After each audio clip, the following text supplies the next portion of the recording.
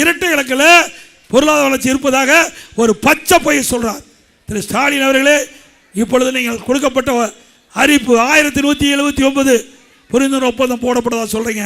15 லட்சம் கோடி தொழில் முதலீட்டு இருக்கா சொன்னீங்க. 35 லட்சம் பேருக்கு வேலை கிடைத்தா சொல்றீங்க.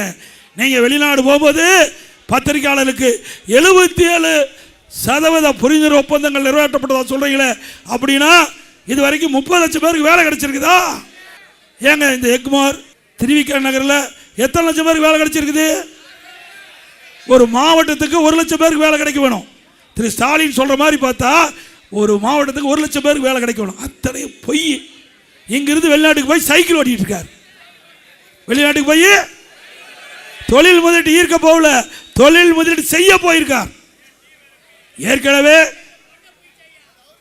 திமுக அமைச்சரவையில் இருந்த நிதி அமைச்சர் ஒரு கருத்தை சொன்னார். 2 ஆண்டுக்கு முன்பு யார் திமுகவில் நிதி அமைச்சர் சொன்னது சாதாரண ஆள் இல்ல, பொருளாதார மேதை. அவர் வெளிநாட்டில் படித்தவர், சிறந்த நிர்வாக திறமை மிக்கவர்.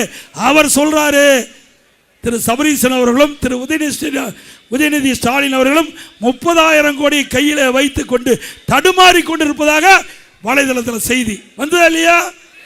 இதுவரைக்கும் முதலமைச்சர் பதில் சொல்லியிருக்காரா? இப்படி கொள்ளையடிச்ச பணத்தை முதலீடு செய்ய போனார் ஸ்டாலின். தமிழ்நாட்டுக்கு தொழில் முதலீட்டை ஈர்க்க போகல, தொழில் முதலீடு செய்ய போயிருக்கார்.